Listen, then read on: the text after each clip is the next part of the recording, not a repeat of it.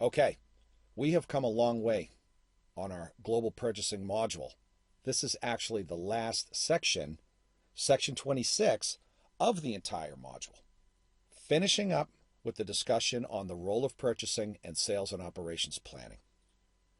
Purchasing must work directly with suppliers to determine their ability to accommodate sales and operations planning changes around PO timing and quantities. There's that theme again. Timing and quantities, timing and quantities. It's up to purchasing, upon identifying S&OP requirements, to see if the vendors can help pull things off.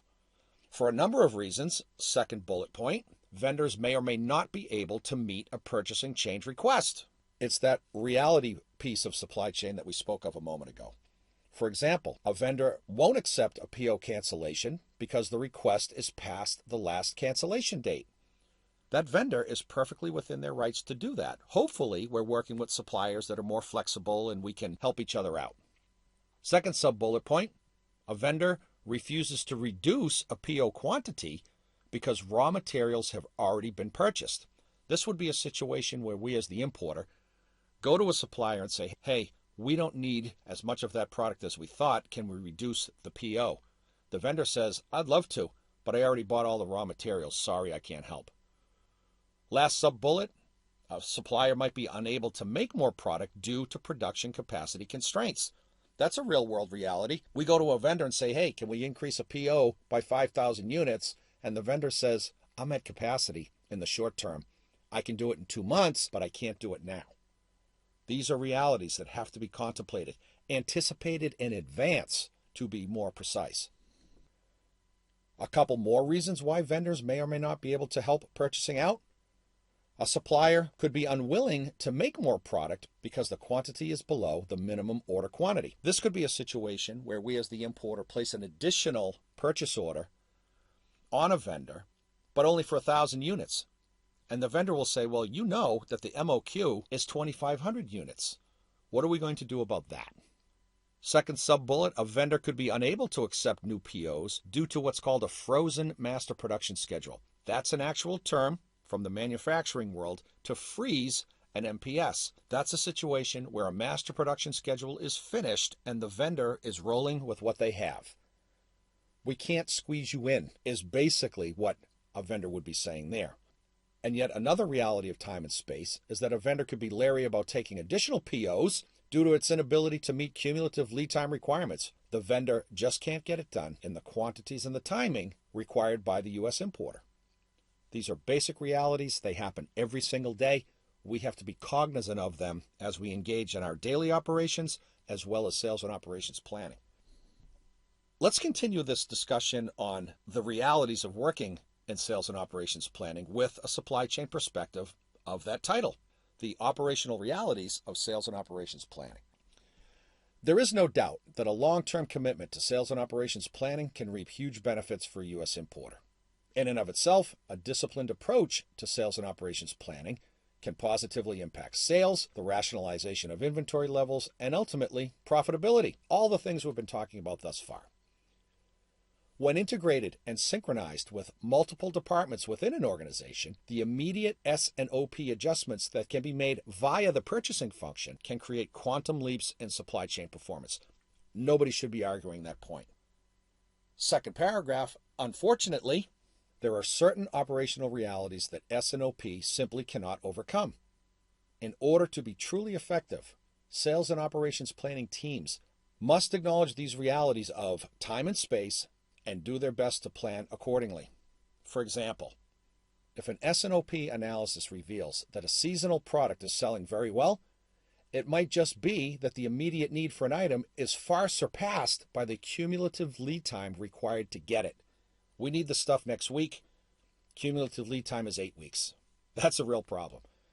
Conversely, if an item is selling poorly, it may be that outstanding POs for this product are past their cancellation date and the vendor is going to ship anyway.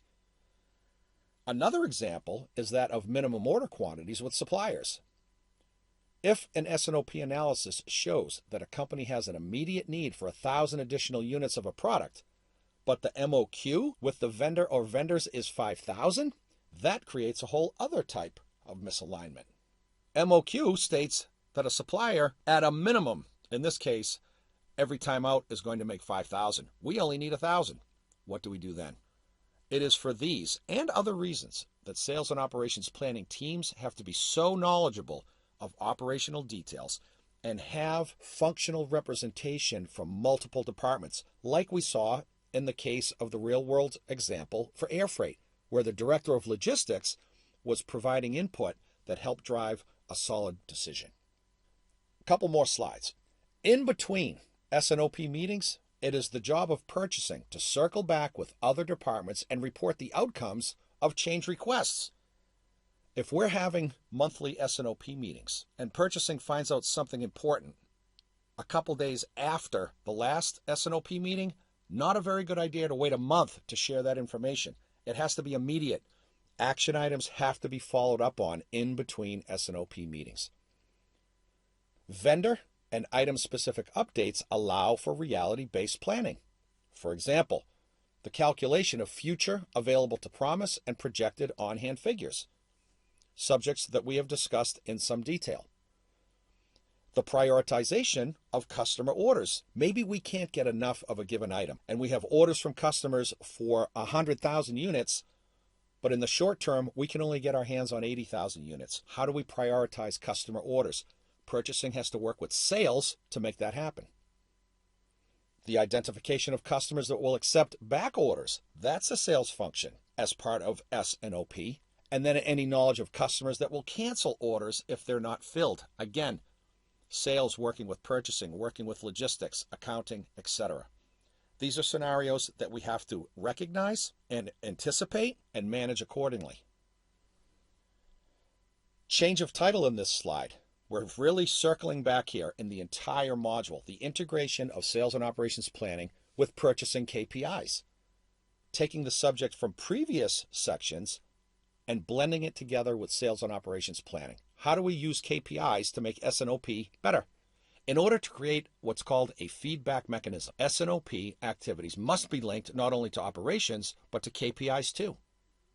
That should make sense. Second bullet, whereas tactical S&OP looks at the recent past for opportunities to synchronize the supply chain, KPIs provide a longer-term view of performance, taking short-term, combining with long-term, and looking for ways to do things better.